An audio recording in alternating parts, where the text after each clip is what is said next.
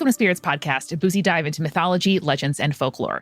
Every week for 10 fucking years, this is now the 500th time that we have welcomed you in to learn about stories from somewhere. I'm forgetting the intro because Julia and I got drunk for episode 500. What's up, conspirators? Thanks for making me a professional podcaster. It's been a minute. It's been a minute since we've been drunk on one of these podcasts, and I don't know how I feel about that. The sun is still out. I don't know how I feel being this drunk. The sun is still out. It's, it's 3:30. It's 5 o'clock somewhere, as Jimmy Buffett said. Who cares? James R. Buffett. Somewhere in the Atlantic Ocean. Yeah.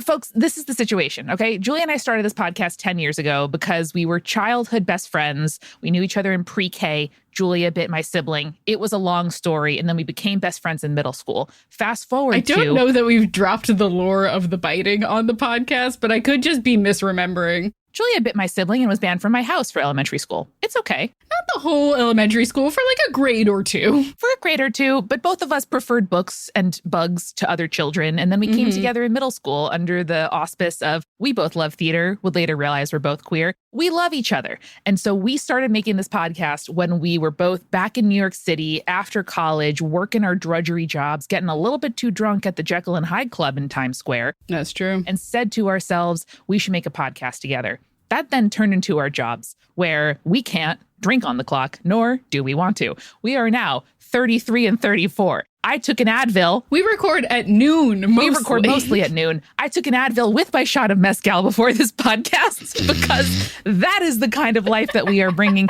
And folks, we thought for episode 500, we'd celebrate all that we've learned and done by doing some shout outs to the past. What are those called? Throwbacks. And also some shout outs to the future. Is that called a prediction? Yep. Okay. Cool. So in ancient Greece, Julia, when you were a soothsayer, you were just saying, shout out to the future, baby. Prophecy, baby. That's what it is. That's what it is. Now, for once in our goddamn lives recording this podcast, I don't know what we're talking about. Yeah. I simply don't know. Julia, this is the Drunk Girl's Field Guide to Surviving Mythology. Oh my God.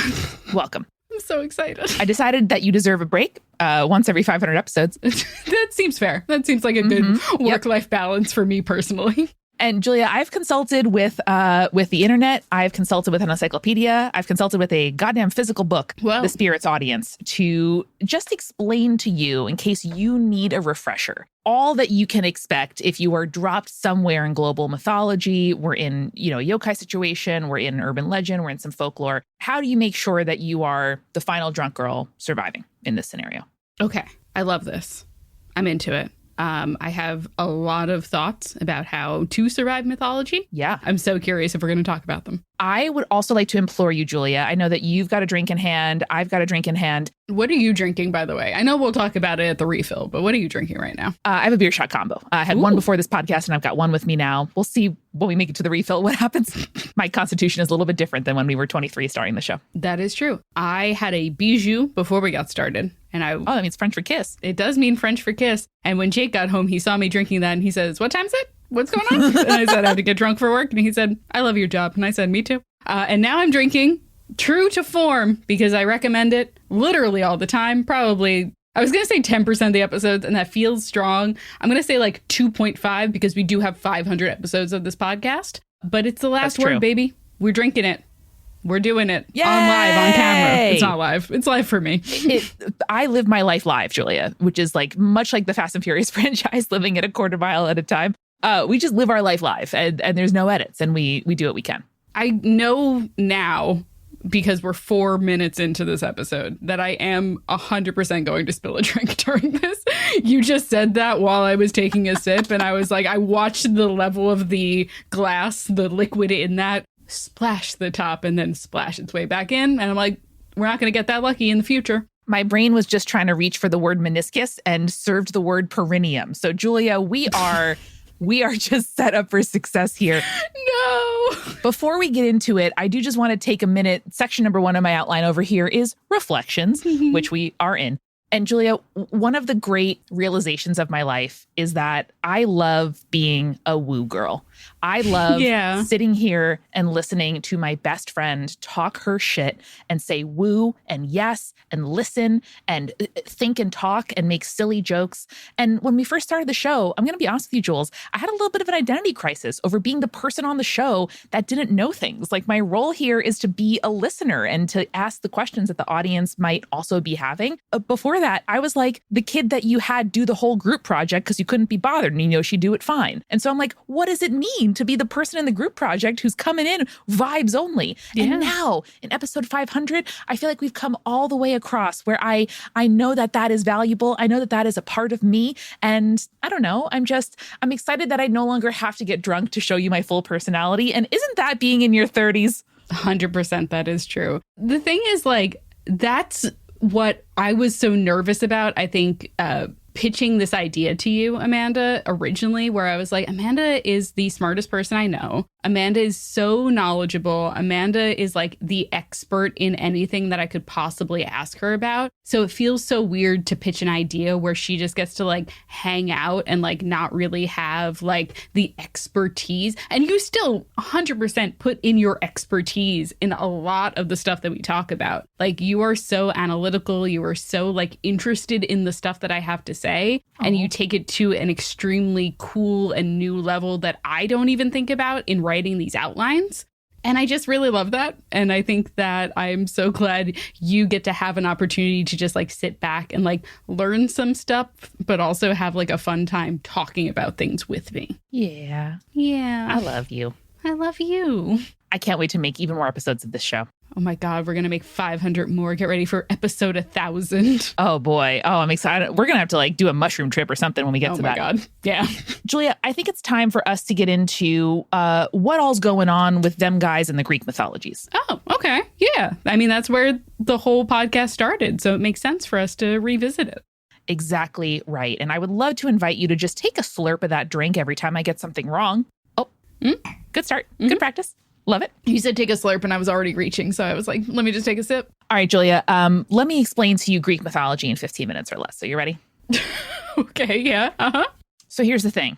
Mythology in Greek terms is history and it's morality and it's religion kind of all together. There's like myths, there's folklore, whether or not there were literally Argonauts or Zeus actually walked the earth in the sort of golden age of Greek mythology. No one fucking cares. You're supposed to just know who these characters are and take some lessons from it. Okay. Yeah. That's true. The guy from which all come is Chaos. And that was one of the OGs, perhaps the only. I didn't go that deep in the Encyclopedia Britannica article. Doesn't matter to me. But Chaos was one of the old ones. And I don't really know the name of that group of old ones, but Chaos was one of them. The primordial deities, I guess is a good way to describe them. Yeah. There you go.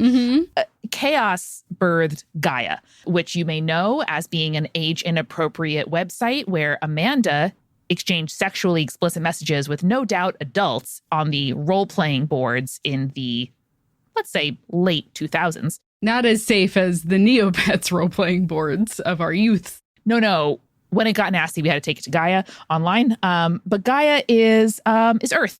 Gaia had some kind of relationship with Uranus, which is how you say that word, out of which popped many of the folks that we know, most sort of, importantly, Zeus. Okay, we missed a step, but that's okay. Okay, you're missing the Titans, who were the children yes. of Gaia and Uranus, and then from that you get Rhea and Cronus, who are the ones who then give birth to Zeus and all of his other siblings that came before him. You're right, Julia. And when I was looking up Cronus, I got confused because Cronus, yes, of course, as you're right, is the Titan, but it is not the personification of time, which I thought it would be. No, there's a U and an O situation that's happening there, and that's like what's kind of funky and weird and throws people off. All right, Julie, I've already wiped off some of my makeup, so we're having a really good time here. Doing great. This did remind me that Crow-Dis in Stardew Valley is like a little sewer creature, what lives under the town. Okay. I do want to have sex with him, and so I don't know what that says about me. Wait, hold on. You said sewer creature, and I was like, oh, like a little like rat thing or something like that, and then you said you wanted to have sex with it. So now I need to know what the fuck you're talking about. Yeah, I mean, he's more like a gathering of pixels, but he does talk like a person, which I think is important. Don't worry, I'm going to be sharing a link with you right here. Oh, okay. I don't know. He's kind of a blob, and I'm curious what he can do with that mouth. I like his hair.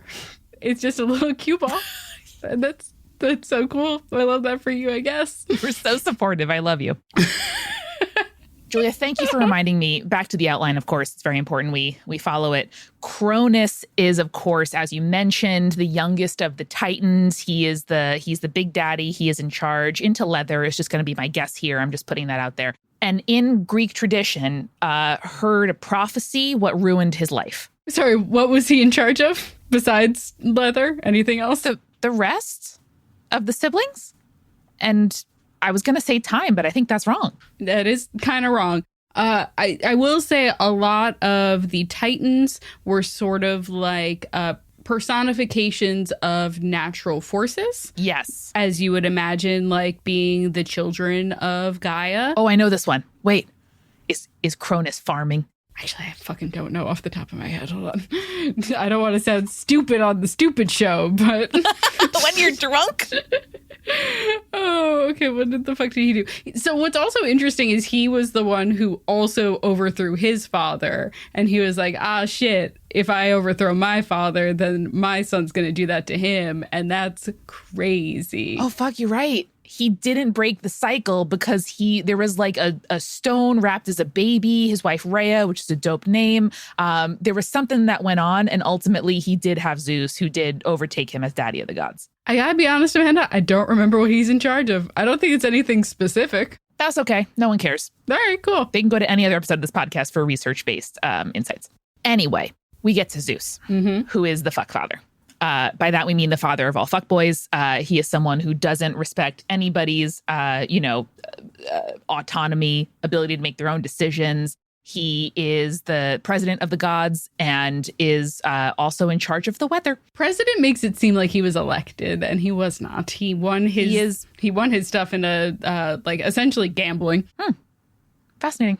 He's in charge because of DraftKings. Wow. He cow-sheed that shit. Julia, prediction markets are just recreating the problems of yore. And when we think about Zeus, right, and this is the podcast for the girls, Julia. This is for the dolls, the girls, the thems, everybody out there who might find themselves in a folkloric situation. Okay. And so if you find yourself face to face with Zeus, there's a few things that I do think is really important. First of all, sharp kick to the nuts. This is a man, driven by his earthly desires. And, if he finds you too attractive or not attractive, or you're attracted to someone that he thinks is less attractive than him or whatever, it's a bad situation. So you can go ahead and strike first, and that's going to serve you well. Yeah. I think in general, a lot of mortal women were like, oh my God, it's Zeus. That seems like I should probably just let him do whatever he wants. In the long run, girlfriend, probably trying to fuck him over as best as possible, not fucking him, but fucking him over,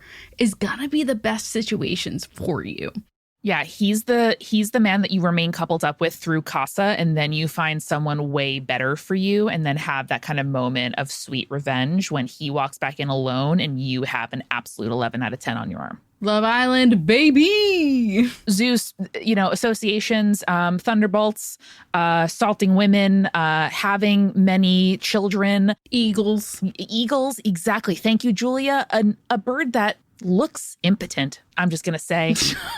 The eagle, not a particularly beautiful symbol of the U.S., certainly, or of birds generally. Many better birds out there if you're a bird admirer. Mostly scavengers when it comes to it. They eat a lot of roadkill. Our colleague Brandon and his partner Lauren were once in a literal dump in Alaska where they saw dozens of eagles eating the garbage. Specifically bald eagles, which is America. Zeus, as with many men, way less interesting than his wife Hera. She is queen of the Olympians. She is the goddess of marriage and women, asterisk, femininity and being a lady. Yeah, married women, a lot of that, also childbirth, things that societal expectations past a certain age. Zeus had to con Hera into marrying him, which is how you know that she is a real 10 out of 10. He was looked like a bird that was pathetic, not even an eagle, an even more pathetic bird. And then Hera was like, oh no, a bird, let me help you. And then he like entrapped her into marriage, right? Wait, do you know which bird it was and then what we turned it into? Nah. So it was originally the cuckoo bird. And then the Greeks found out about peacocks and they were like, it's a peacock, actually. That's right. I'm also shocked that we are like 15 minutes or so into the podcast at this point and we haven't mentioned incest, but fine, it's okay, it's Greek mythology. Yeah, we're definitely going to get there. You're right, Julia, that's later in my list of just like advice to bring into your Greek, mythology scenario. But you're exactly right that he did marry his sister, who is also his wife, but they all did. And like, don't be that stressed about it. Or like nieces. Yeah. It's a lot of like married your niece, married your sister, married. It's fine. It's all good. Hera has a lot of things that are associated with her. I think there have been some very good episodes in our archive about all the ways that there's more to Hera than you think there is. She's not just the jealous bitch. No, there's all kinds of things about like what do women mean in the world? Like the cow, my favorite animal, sacred to Hera. I love that. Described as cow-eyed, which I think is one of the most beautiful descriptions of a goddess ever. Exactly right. And she is also there for people who bear kids, which as, I don't know, a society propagating mechanism is really important. Hera's also like one of those like characters in mythology that I think is really like poorly represented a lot of the time, because if we're taking into the historical narrative, like into our perspective, the reason why Zeus fucks all of these women is because as the Greeks begin to colonize the areas around them, they're also synchronizing other religions and other sort of like gods and goddesses into their own pantheon. And so Zeus essentially like taking these women as not his wife, but as his like consort is a way of folding in these gods and goddesses into the like Greek sort of Hellenistic religion. And so it is like kind of important that like Zeus bears these children and like has these relationships because it allows the Greeks to be colonizers. And that's the reason why like Hera is so maligned, is because it's like a Greek state religious necessity that her husband fuck all of these other women. Yeah. And if that isn't a metaphor for, I don't know, the experience of being someone who is feminized in society, I don't really know what is. That's what I'm saying. Julia, we've also got a ton of very notable children of Zeus and usually Hera, but sometimes there are also exceptions. Most of them are not Hera's children. Someone asked me recently my favorite goddess, and I was really torn, but one of the first people that came to mind was Athena. This is our HBIC of the Greek pantheon. I would argue she is the goddess of war, of handicraft, of reason. She definitely is probably into like rope and other just like kinks with infrastructure would be my guess. But you often see her with a spear, with a shield, with some headgear, with various like interesting birds, generally the owl around her. And also, importantly, the olive tree, which I know is something important to both of us, Julia. 100%. My thing is I definitely headcanon Athena as being ace. I think she is not into sex whatsoever. She is one of the like virgin goddesses, but specifically in this sort of way that is like, one, she's not a girl's girl, so we know she's not a lesbian. Yes. And two, she just seems uninterested in sex whatsoever. And I think part of that is like being like born an adult. Yes. Which I think is like fascinating to me. But also she's just like very strategic and very like focused on the things that she likes and nothing else. Very true. I think Athena is neurospicy in a way that I've got to appreciate and really relate to. And you mentioned, Julia, yes, one of the most notable things about Athena is that she just sprung forth fully formed from her father Zeus's head after he swallowed Athena's mother while she was pregnant with various people. I don't really want to get into that because it's a little bit... That's fine. Too freaky. That's a lot of Greek mythology, baby. It's just like, that's too freaky. I don't want to think about that too hard. We have also got, of course, one of Athena's sisters, Aphrodite. If Athena can't really be bothered with like the sex and love of it all, she's like, I don't know, a war to win. Like, leave me alone, please. And also owls to consort with. don't worry, that is covered by Aphrodite. She is the goddess of sexual love and beauty. She is gorgeous in all of her statues. She might be missing a nose here and there, but that's okay, because if you want to fall in love, if you want to be fertile, if you want to, I don't know, just like hang out with other hot girls at the Aphrodite cult, that's a good bet for you.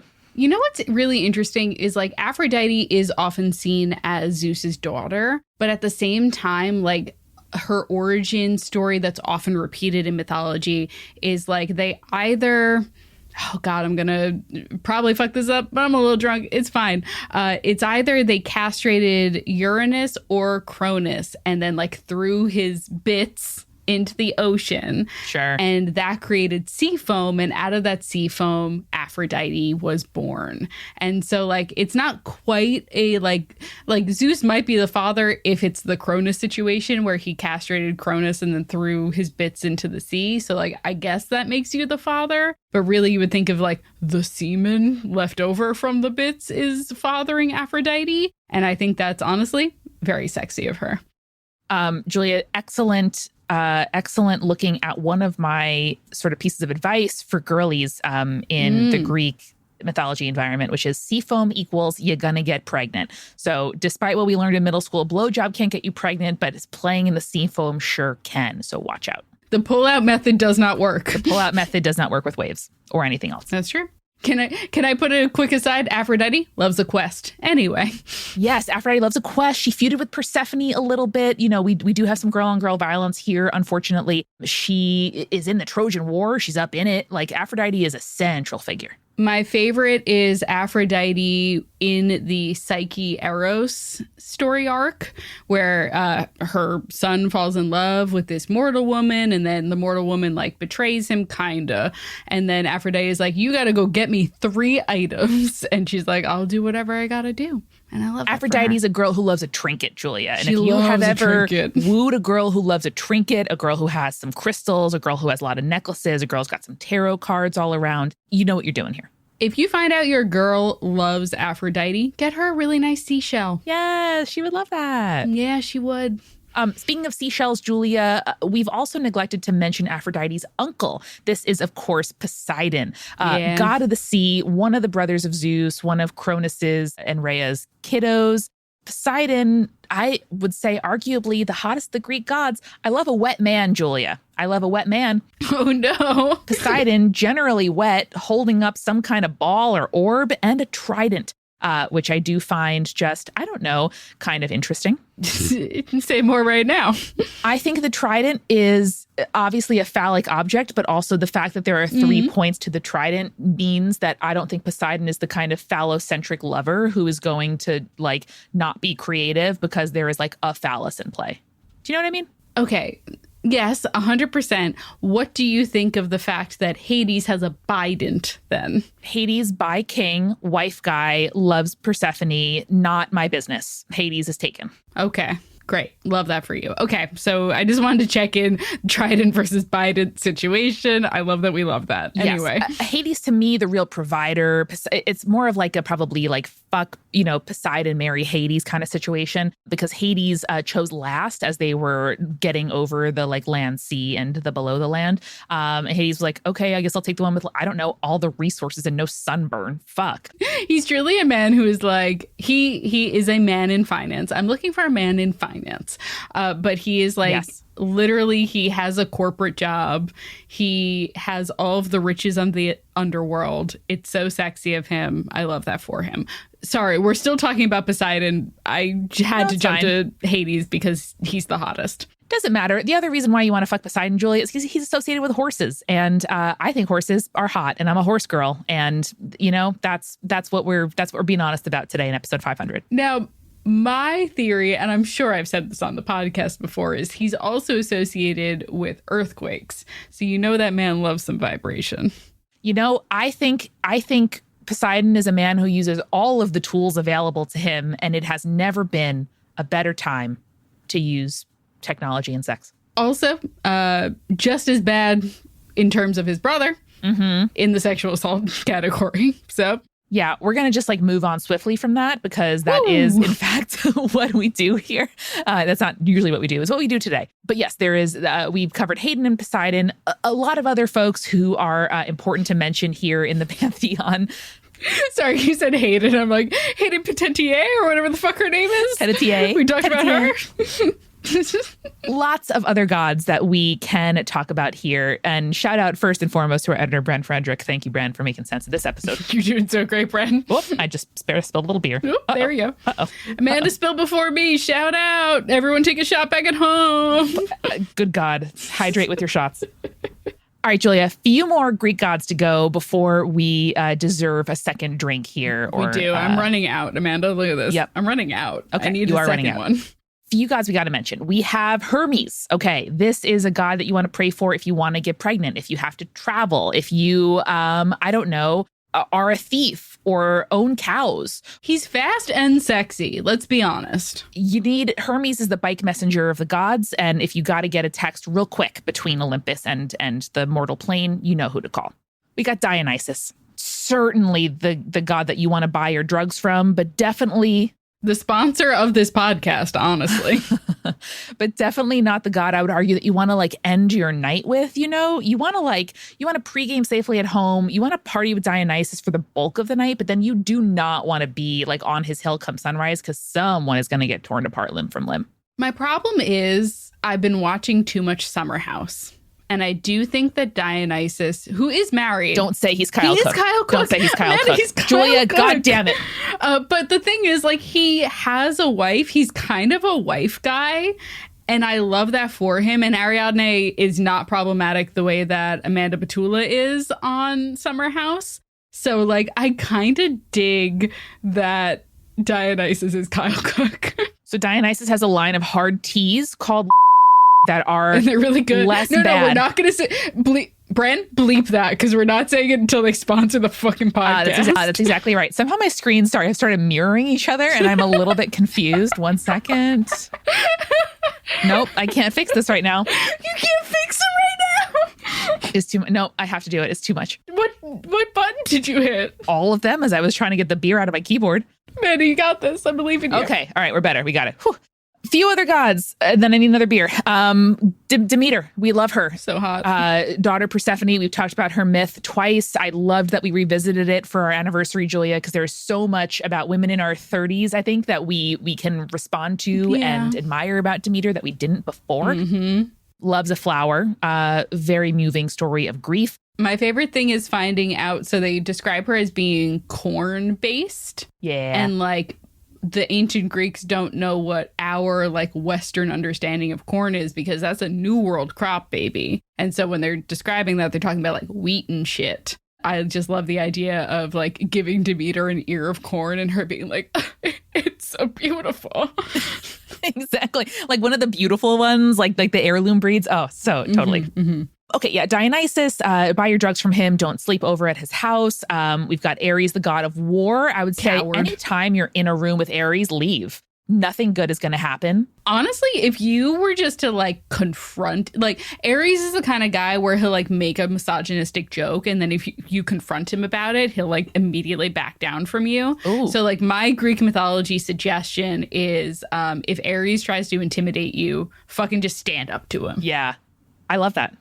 Julia, what if you find yourself in a room with Apollo? Because this is someone who I would argue is probably what you think about when you think about a fuckboy, but also like he loves music. Like he's like the guitar guy. And like, yes, he might be like, he might go down on you, but I don't think he's ultimately a very generous lover. And that's just kind of my read. Here's my thing is Apollo also associated with plague. Don't let him go down on you. We HPV. use protection all the time because we can't necessarily trust a casual lover with like a frank discussion about our health statuses. Yeah. A person I would open my legs for. Do I want to say this on the podcast? Okay. Yes, 100%. I know exactly what you're about to say. Go ahead. What am I going to say, Julie? Go ahead. Artemis. Artemis! Yay! You know me so well! The one lesbian Greek goddess.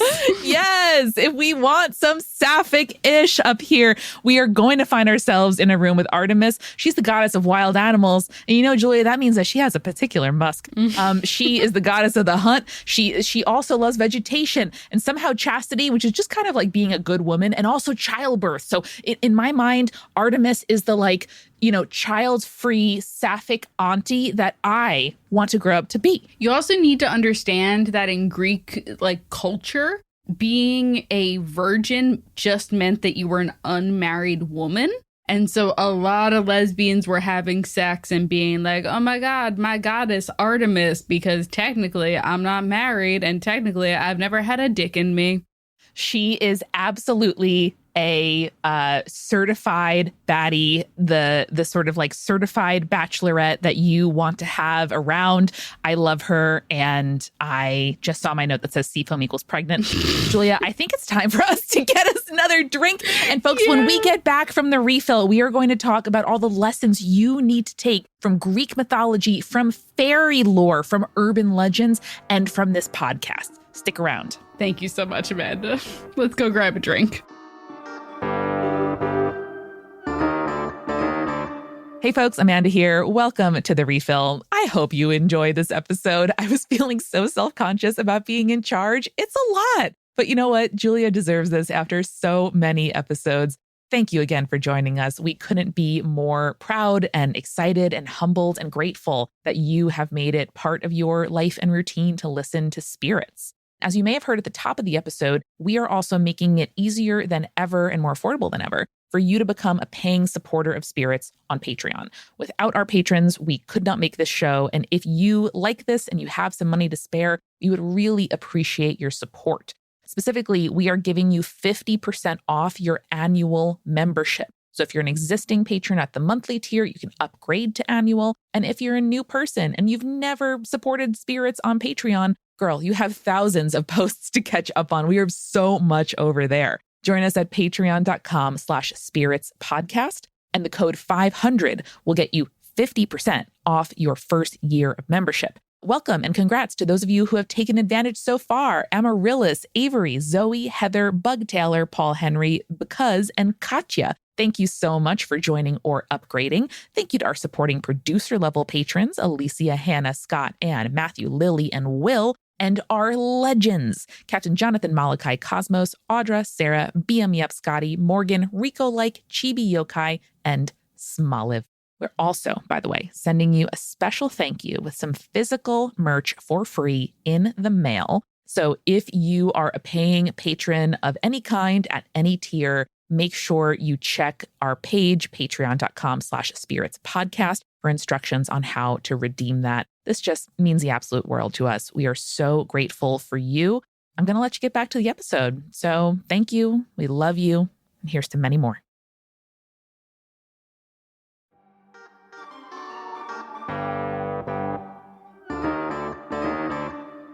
Amanda, we're back, and I feel like we've already talked about what we're drinking right now. And honestly, I'm a little drunk, so I am still drinking a last word. Jake actually got me a refill during the refill, so I'm having a great time.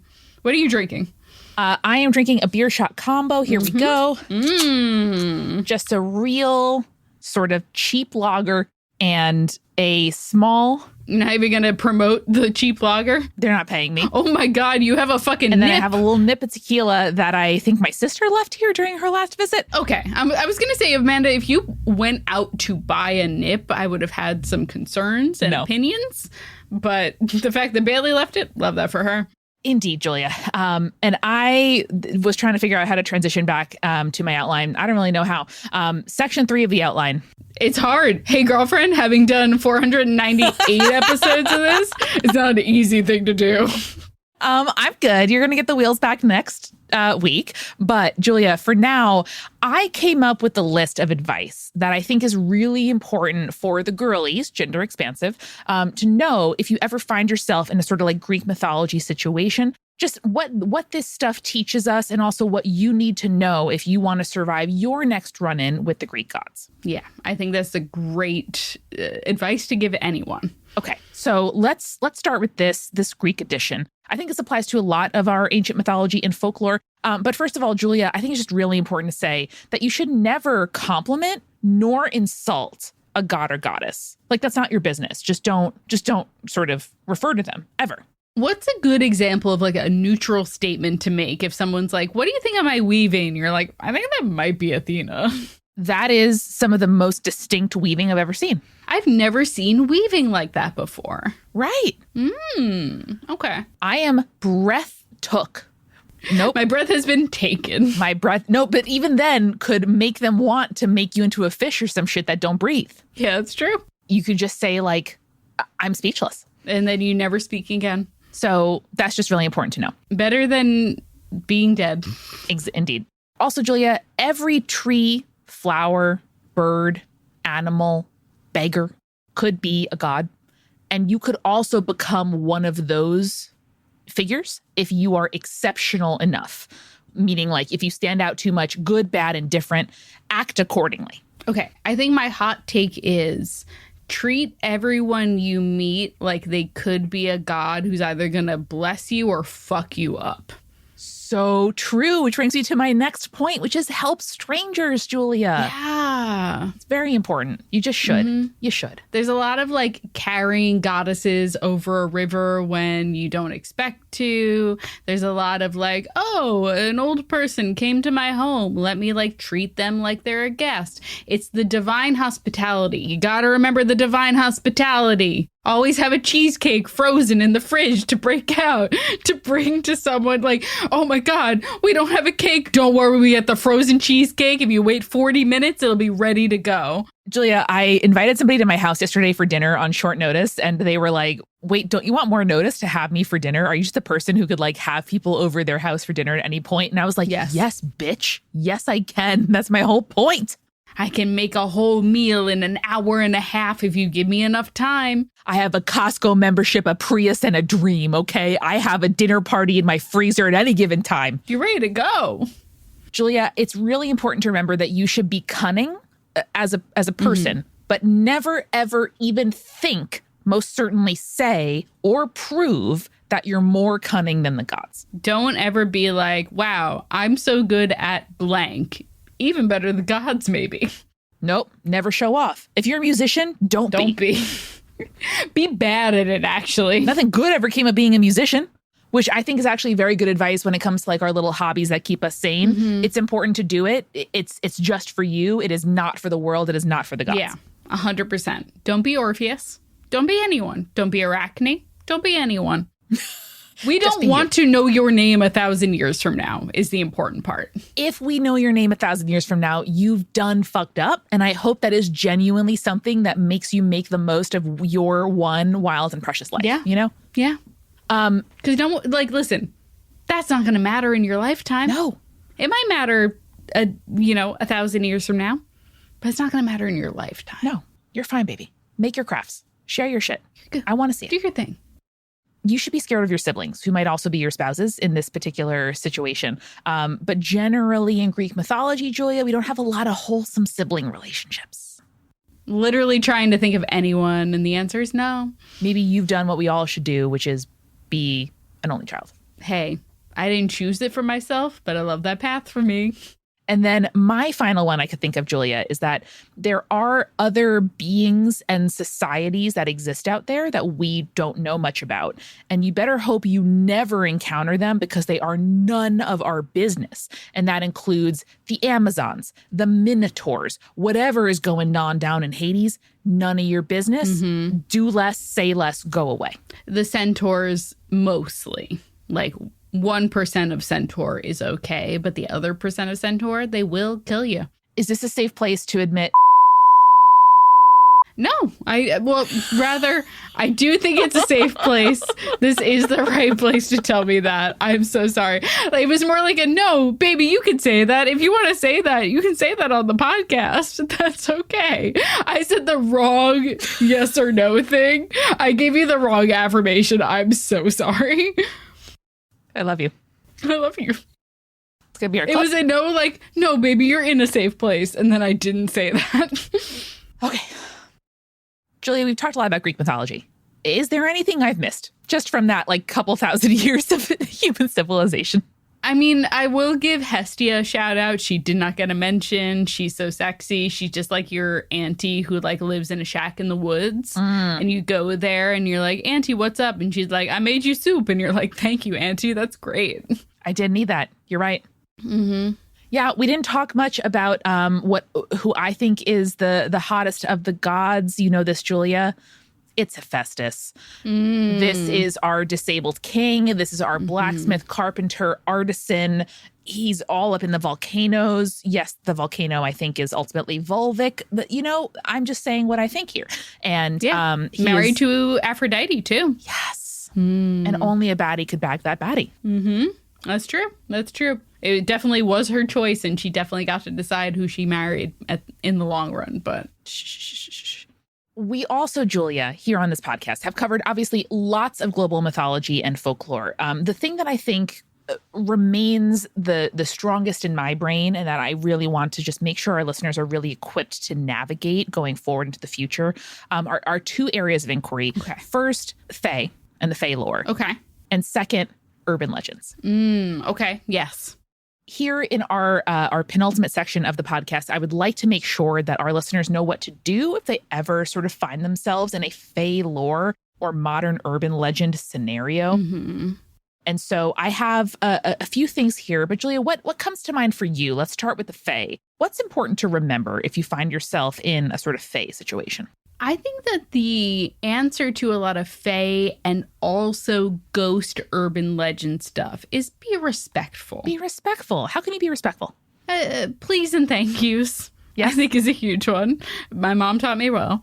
I think also the idea of like, let me give an offering to you. Like, this is not a like way of being like, I'm definitely worshiping you, but it's the understanding of like the hierarchy of like mortals fall below the Fae when it comes to powers and abilities and ways to influence the world. I think that is super smart. And definitely one of the things I wanted to make sure we talk about are offerings. The Fae, just like us, and much like how in the world, you know how people sometimes try to like donate expired food to a food bank and like, that sucks. Don't do that. Do you want to eat that? No, don't donate it. If you don't want to eat or drink it, don't offer it. No. Things like high quality salt, like milk that is still good, like bread, what is delicious. That is what you want to be using as your offering, because the folks we're offering things to, like don't do a half-ass offering. Put your whole pussy into the offering. Make sure you're giving them something that you will miss. That's what makes it an offering. Yes. The sourdough discard, I think, is like the one kind of exception that's kind of the gray area in there. What, you put out the discard only for the Fae? Yeah, like imagine, you know, with sourdough discard, they'll often be like, you can make pancakes out of these or something like that. Leave that out for the Fae. Okay, well, that is like a raw material. That's like giving them, you know, some crafting supplies that you're pretty stoked about. It's like being like, here's copper, the Fae. Which, you know, they can do something with. That's not bad. I'm again playing a lot of Stardew Valley. Here is some that radioactive stuff. You're welcome. It's also important, Julia, when you are talking to or about the Fae, not to eat or drink anything. You don't have a body. You don't have needs. You are not hungry or thirsty. Don't do it. If you don't know where it came from, don't do it. I know, Julia, one of the early things that I think we tweeted from the Spirits account, it must have been 2018 or 19. I was in Astoria, where I lived, waiting for a train to open. A train pulled up. The car was completely empty, which was not that unusual because it was the second stop on the line. So like that was okay. Train completely empty, except for a perfectly ripe red apple on the floor in the exact center of the train car. And I said, that's not for me. Girl, you did not get into that car, did you? And then I went to a different train car. Hey, gang. And that's why Amanda's here to do this podcast with you. It's very important. Don't eat or drink anything. That's for later.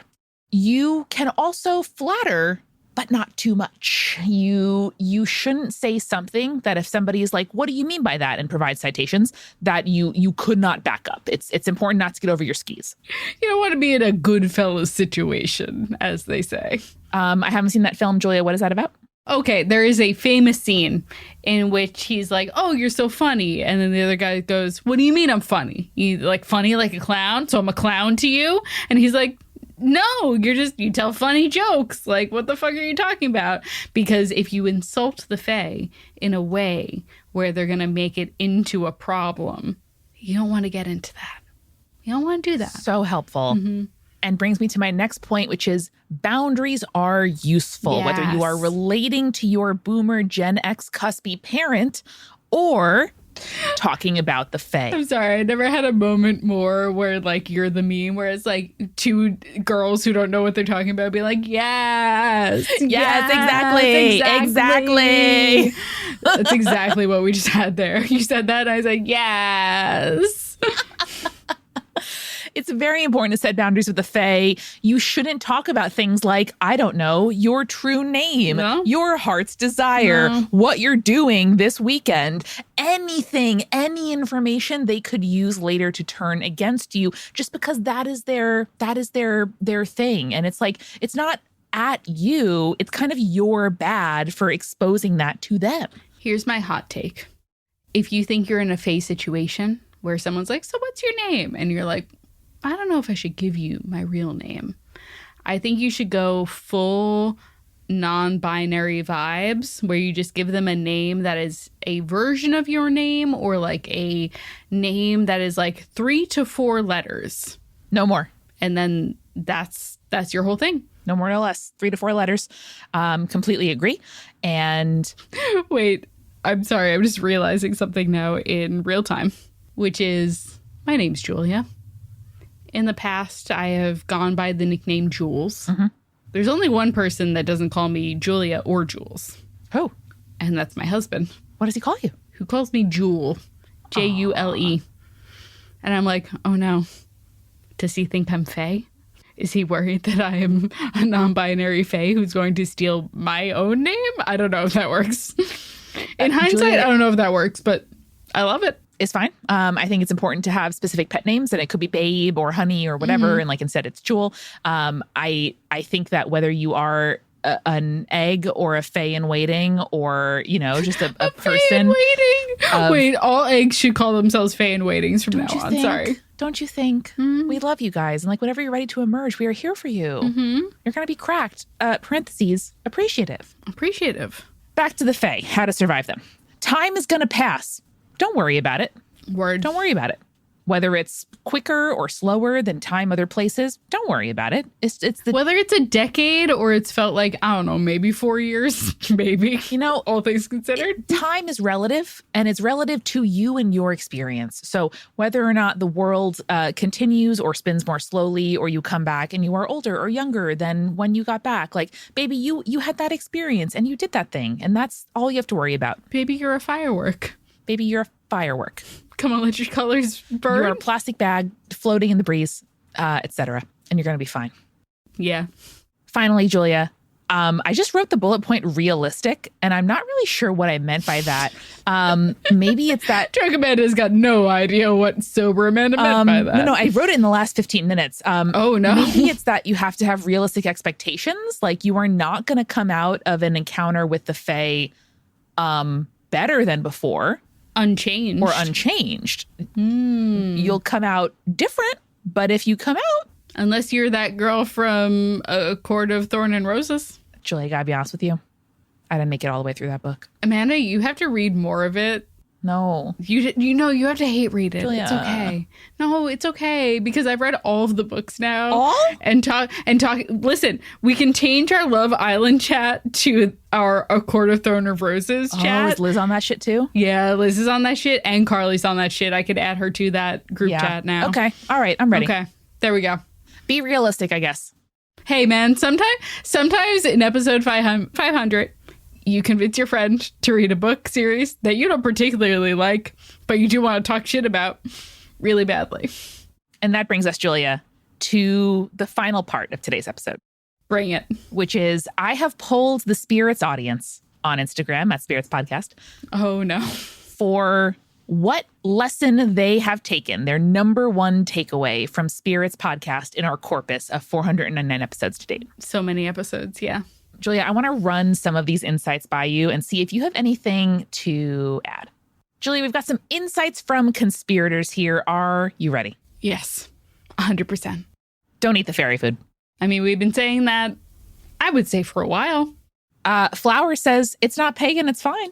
Yeah, well, it's not pagan, it's fine. You know, when it comes to the adaptation of Christianity, well, really Catholicism and then later Christianity, into the incorporation of various other non-Catholic religions, well, it's not pagan, it's fine. You should be polite to ghosts. 100%. I said that at the beginning. I completely agree. If you're worried that there is a haunting, a situation, a person around, first tactic should be polite. Like, hey, just so you know, oh, Julia, this is what I meant by realistic. Yes. Okay. Yes. We found it. You should have realistic expectations about how you want to emerge from an encounter with any kind of otherworldly being. So whether that's a fae and you're like, listen, I'm not going to come out of this unchanged, but what if I like retain some bodily autonomy? That would be really cool. Great. You're like, hey, girl, I don't want to die. Babe, let's level. Let's level. I want to keep living, please. Yeah.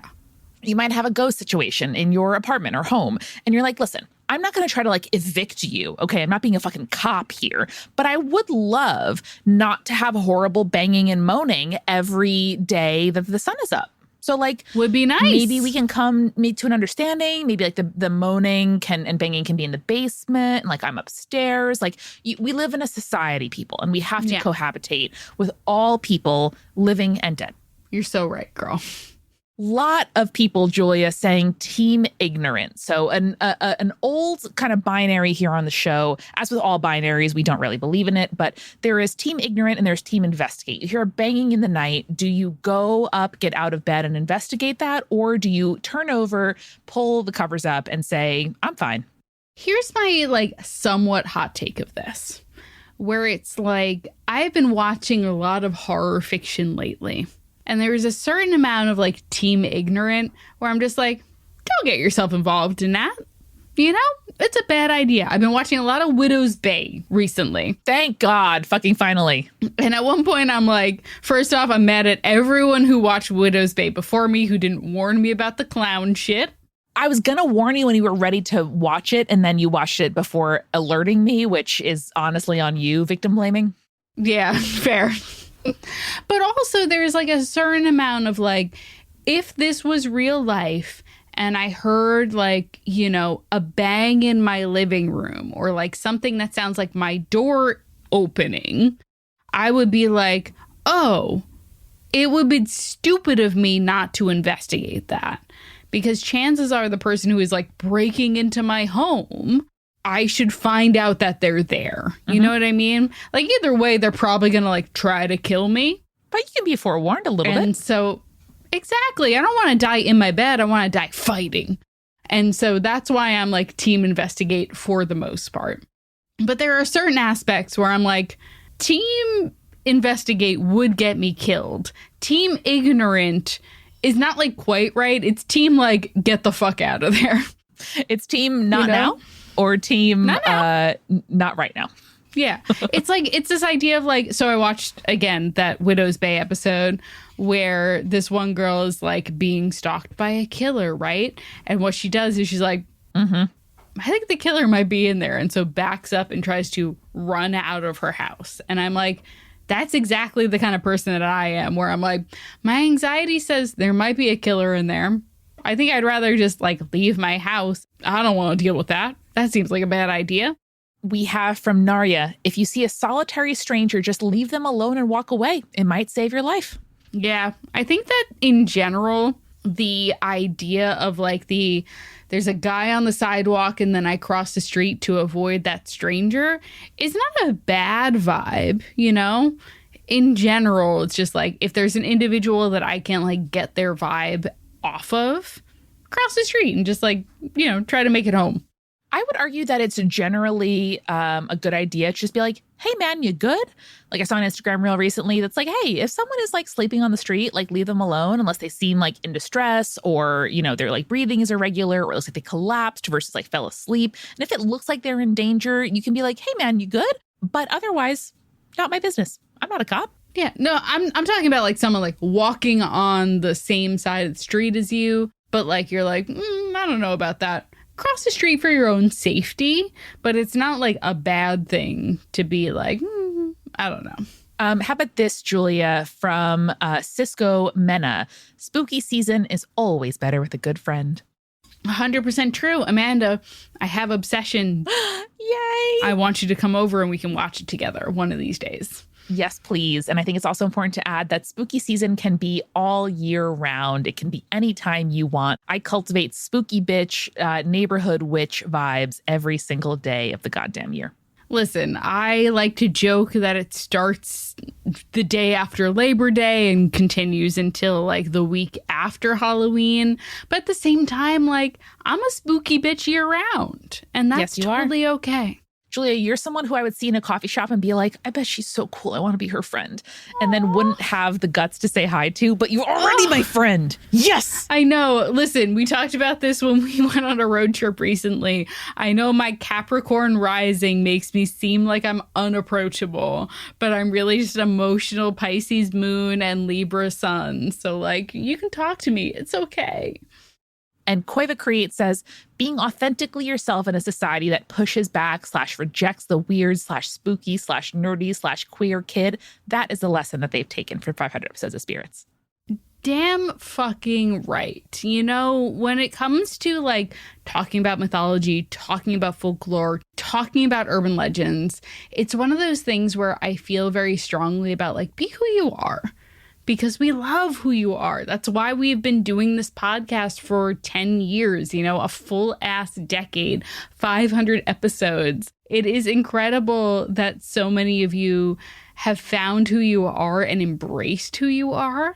And I love that. I so agree. And Absquatulate says also there's so much value and richness in so many different traditions. Isabel Knapp says being a bit weird honors all the creepy cool girls that came before me, Blackheart. We are such creepy cool girls that came before you. It's not even funny. And Kate adds, never assume the librarian is straight. I 100% assume every librarian that I meet that has like a actual like library science degree, that's a queer person. Julia, I was recently vibing with someone so hard at like a networking drinks that I was like, blah, blah, blah. Like, yeah, like we should be friends. And I was like, by the way, you're gay, right? And she was like, no, I'm so sorry. And I was like, oh, fuck, my bad. She goes, no, I get that a lot. My bad. And I was like, you know what? You're right. It's kind of your bad. You're right. You're right. It is kind of your bad, you know? If you're exuding bi or queer energy as someone who has a library science degree, that's on you. That's kind of on you, but you know what? You're beautiful and you're in community with me. Micah Saunders says, I want to be myself and love every bit of life. Ada Cat says, if you want to see some ghosts, Old Spaghetti Factory is worth a visit. Completely agree. I will say, Amanda, we talked about this recently on the Multicrew. Sign up at multitudeshows.com/multicrew. We talked recently about the Real Housewives of Salt Lake City. And in an episode that I watched recently, they were doing a choir practice across the street from a spaghetti warehouse. And I was like, there's a ghost there. It was happening. It was all So happening. good. I'm sure several of those housewives got fucking possessed by a spirit from the way they were acting. Extremely true and very relevant, Julia, that Linsta says, fuck capitalism and colonialism. So glad you've taken this away. Bangarang. So true, man. Book horror lover. Mothman's giving daddy vibes. Yeah. Yes. With that ass, That 100%. ass, man. Come on. Mm-hmm. Come on. Come on. What else we got? Ash Crash says something, I think, Julia, controversial yet brave. If you see a creepy kid, you should run. What do we think? Yeah.